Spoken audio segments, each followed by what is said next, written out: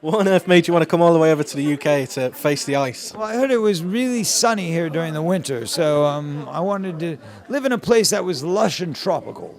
No, no. Actually, I've always been a huge fan of England. Huge fan of England. So it's always been a dream of mine to live here, and the fact that now I actually was given the opportunity to do so is amazing.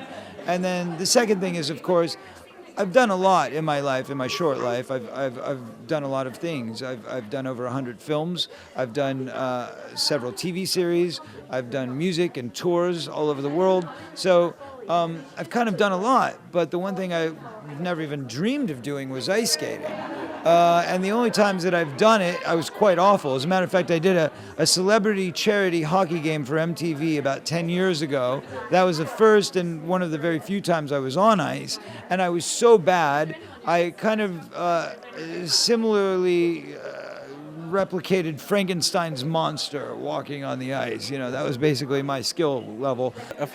Just heard you talking about possibly attempting a moonwalk on ice. Is this something you're trying? I'm secretly working on it. I don't know if they're going to let me do it, and I think a lot of it comes down to the rights and all that sort of stuff, if they can get the rights to the music.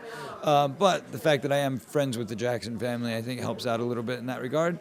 But three of my goals overall for the show would be, number one, to do Billie Jean on the ice. I'd love to do that.